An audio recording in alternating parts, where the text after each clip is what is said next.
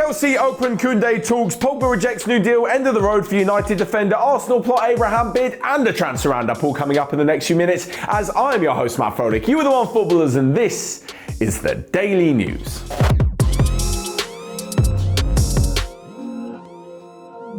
So first up, and Chelsea have opened talks with Joules Kounde about a transfer to West London. Now, you'll probably know the name because not only is the Sevilla defender making headlines for being a brilliant defender, but also there's been quite a lot of transfer speculation surrounding him this summer. First off, Manchester United were linked with him, but of course they've decided to go for Varane. A little bit more on that later on. And then there was Tottenham, who were in talks with the club, had apparently agreed a fee, but the player did not want to move, mainly because he wants Champions League football, and that is exactly what Chelsea can offer him. After winning last season's Champions League trophy, surely it's a very attractive proposition for most players. Now, of course, with Kounde coming into the club, it means that Chelsea are going to have to let someone go, and they're not willing to pay the €80 million release clause for Kounde. So what they're going to do is throw in another defender because it gets one off their books, and it allows them to sweeten the deal a little bit and bring the overall price down for Sevilla. One of the names thrown in is Kurt Zouma. He's fallen down the pecking order at Chelsea, hasn't played a huge amount of football in the last few seasons, so maybe this could actually be a good swap. He's good enough to slot straight into the Sevilla first team, and yeah, Chelsea get another defender off their hands because they'll have one too many otherwise. If it's not going to be him, it could be Christensen or Rudiger, who are both good players, but both have 1 year left on their current contracts. Alongside this, Cesar Azpilicueta also sometimes plays centre-back as well, but more of a right centre-back in a back three, should Thomas Tuchel decide to employ that tactic.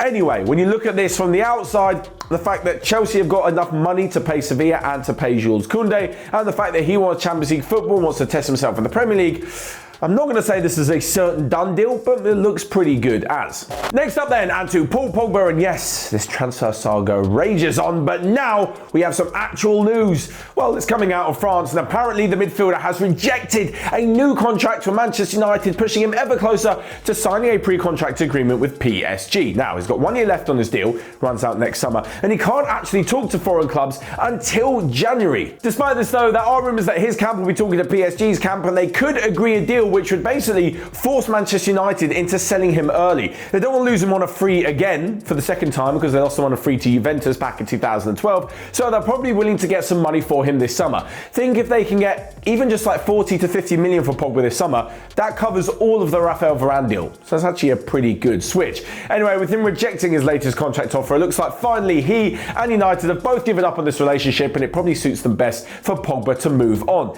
If he moves to PSG, it'll be an absolute scary thought. And in fact, talking of PSG next season, keep your eyes peeled in the next 24 hours or so for a brand new video where I discuss how PSG are going to be lining up next season.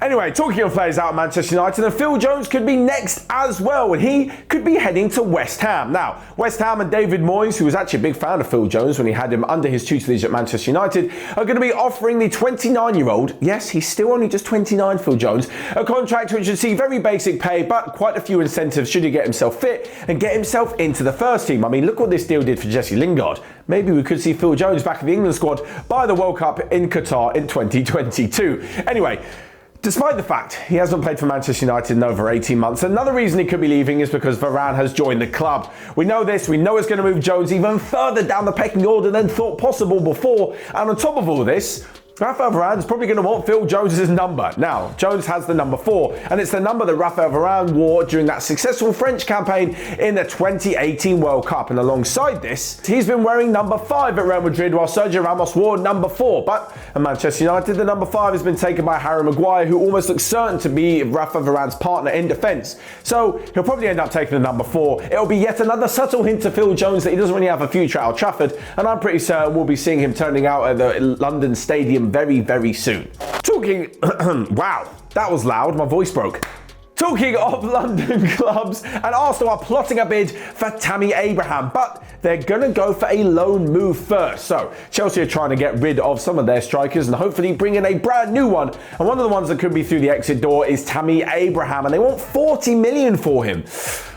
I think that's a little bit too expensive. I get he's a young English player, which is why he's got a bit more money on his head, but That seems like quite a lot of money. So what Arsenal want to do is pay the £80,000 per week wages that he is currently on at Stamford Bridge and bring him on loan for one season and then have an obligatory purchase for next summer. I'm not quite sure what this means for the likes of Alexander Lacazette or Pierre-Emerick Aubameyang, who are both good players on their day, but seem to be a little bit inconsistent and also are on astronomical wages for players both over the age of 30 years old. Mikel Arteta's a big fan of Tammy Abraham. He's definitely got age on his side, being, 23 I think? So this definitely could be one for the future for Arsenal. I guess having him on a loan deal means that they can offset a little bit of the money spent and move it to next summer, and on top of this, it'll give them a little bit more time to decide what to do with the likes of Lacazette and Aubameyang. Next up, and a quick round up of the rest of today's transfer news that you might have missed, and Spurs have reached an agreement with Qatar side Al Duhail for the transfer of Toby Alderweireld, the Belgian defender, for about £13 million.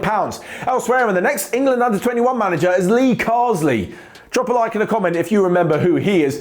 Moving on, and Turkish side Trabzonspor want to take Michy Batshuayi on a year-long loan from Chelsea. And lastly but not least, in his press conference as new Juventus manager, back as Juventus manager, Max Allegri dropped a subtle hint that Miralem Pjanic could be rejoining the club from Barcelona. Talking, wow. So that's all from me today. Make sure you check out everything else, and until next time, I'll see you guys later.